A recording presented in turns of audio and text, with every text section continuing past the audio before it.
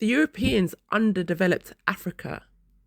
However, by doing this, they secured Africa's success. Africa will become the most powerful nation, continent, powerhouse, global power, and also world government in the future. And it's going to be sooner than we could imagine. And I'll explain to you why I came to this conclusion.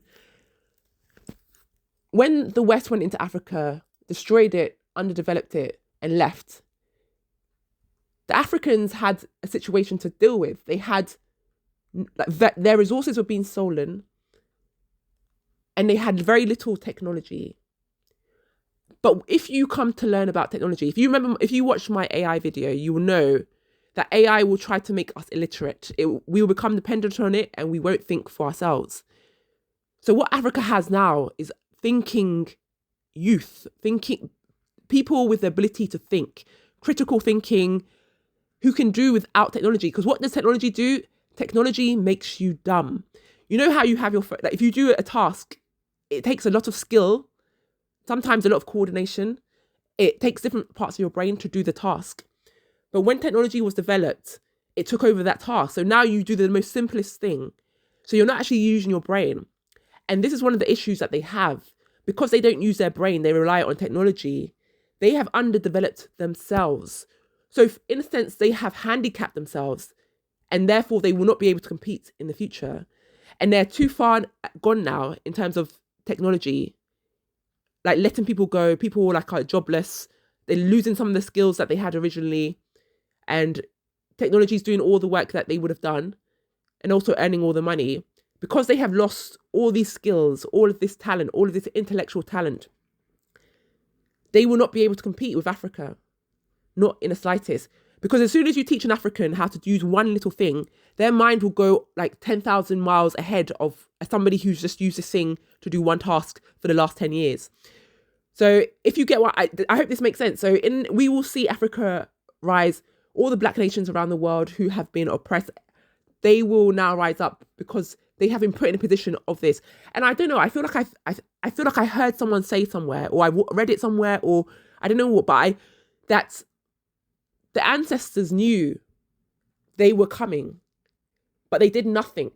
They waited and they let them do what they were going to do, only because they knew that they would handicap themselves because of the lack of intellect. The Cometians said that they were like children. I believe they got frustrated when they were trying to learn about philosophy and things they could not understand, perceive, or sense. And they got frustrated, and instead of like trying to be patient and learn like a child, like a little child, they decided we'll just, take over and destroy everything. But now Africa is in a position of power. Already they have intellectuals, inventors, architects, accountants, scientists, and the Pan-Africanism, the diaspora are also in the same position. We have the African-American women and men, the women who are very highly educated, know how systems work, very, very attuned. And then we have the Caribbeans as well. They're very spiritually connected, very intelligent people. Like some of the great inventions that we've had were through the Caribbeans. Also, technology was due to, I think it was a Caribbean man, anyway, and then also, there was a guy who made, I can't remember what it was. One woman made the screen, another guy made some of the software for the original computers. They just don't tell us. If you watch the film Hidden Figures, it talks about the black women who calculated the space shuttle journey to the moon. Also, I'll just finish by saying computers were based off of African coding. They use African spirituality, the codes they use to connect to the gods, and they use that to make computers, the noughts and the zeros. They went there, they studied, and if you look into this, you'll find this is true.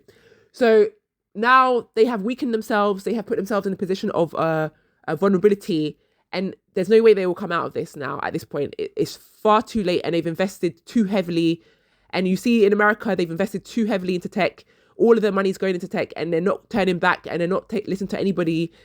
But that's just how it goes, because evil does not, like I always say, anything evil cannot last long because nature is against nature.